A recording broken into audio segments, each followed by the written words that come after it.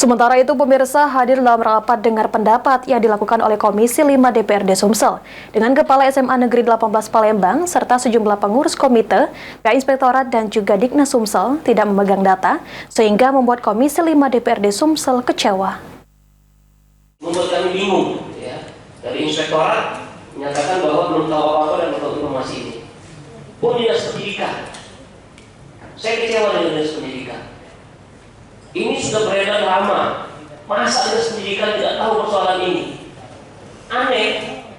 Beginilah ungkapan kekecewaan yang disampaikan oleh Wakil Ketua Komisi 5 DPRD Sumsel, Saipul Padli, saat hadiri rapat dengar pendapat dengan Kepala SMA Negeri 18 Palembang dan pengurus komite serta pihak inspektorat serta Diknas Sumsel yang tidak memegang data atas permasalahan yang sedang dibahas. Rapat dengar pendapat ini dilakukan oleh Komisi 5 DPRD Sumsel terkait dengan adanya pengaduan sejumlah guru dan juga siswa SMA Negeri 18 Palembang ke DPRD Sumsel yang mana diduga telah terjadi pungli serta penahanan ijazah siswa yang sudah lulus oleh pihak sekolah.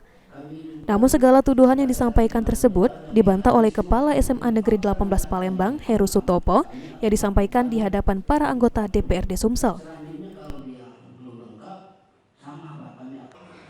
2014 Bapak Ibu, ijazah itu masih tersimpan rapi oleh kami.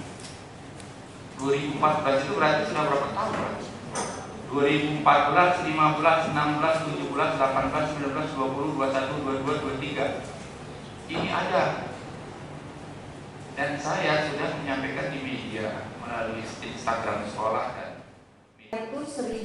setelah memintai keterangan para pihak terkait, selanjutnya Komisi 5 DPRD Sumsel akan membahas lebih lanjut terkait dengan hasil rapat dengar pendapat ini. Firman Hidayat, PAL TV.